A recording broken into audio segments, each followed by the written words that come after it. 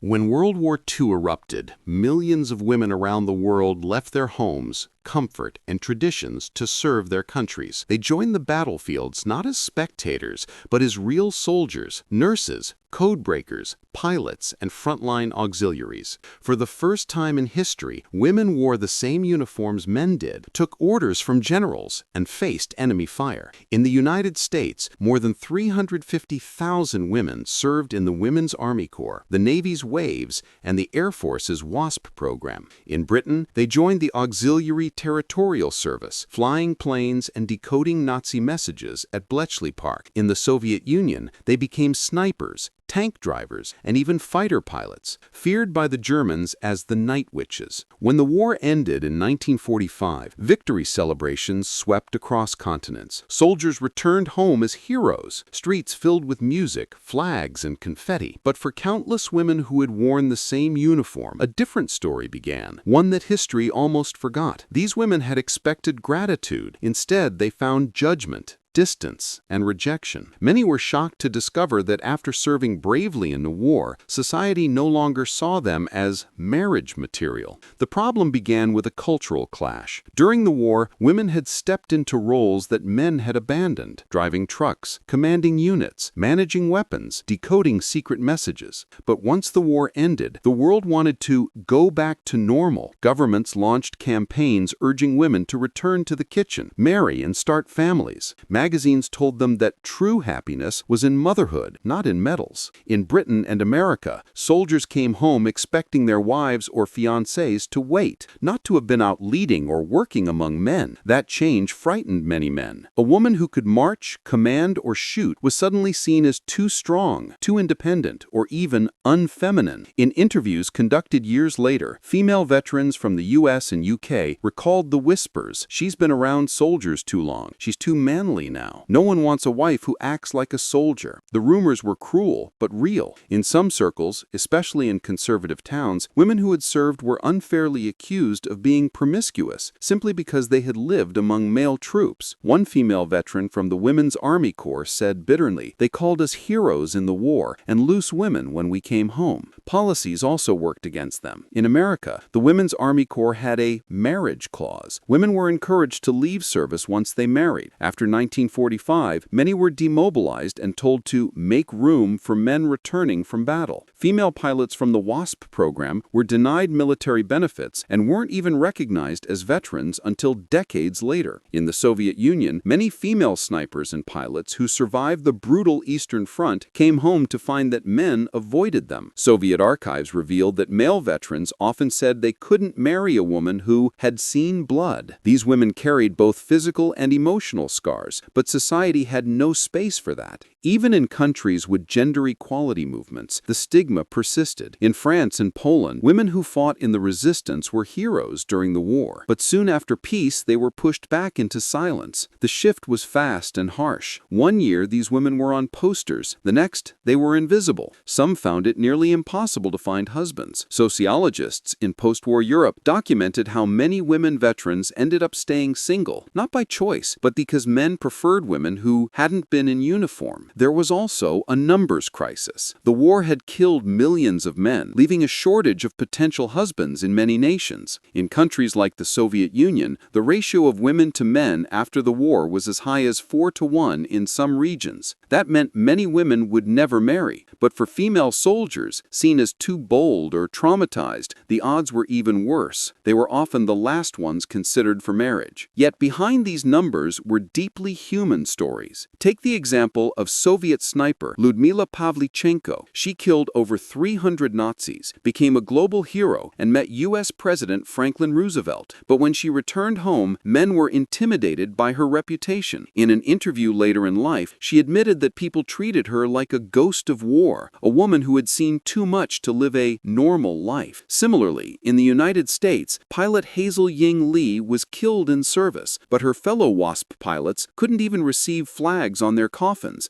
because the program was considered civilian. Society celebrated victory, but erased the women who helped win it. The tragedy deepens when you realize how much these women sacrificed. Many left young love behind to serve. Some lost fiancés in the war. They believed their courage would make them respected partners after peace, but Instead, it made them outsiders. They were caught between two worlds, too tough for traditional marriage, too feminine for a soldier's life. By the early 1950s, governments began reshaping propaganda once again, encouraging women to embrace domestic life. Hollywood films of the era painted wartime women as supportive nurses, not fighters. Magazines praised perfect wives who could cook, smile, and never talk about the war. The image of the independent, uniformed woman faded from view, but not all stories ended sadly. Some women veterans found happiness in new ways. They became teachers, doctors, politicians, paving the way for future generations. Their experience in uniform gave them leadership and confidence that inspired the women's rights movement decades later. However, many others quietly lived alone, keeping their medals tucked in drawers, reminders of a time when they were heroes the world wanted to forget.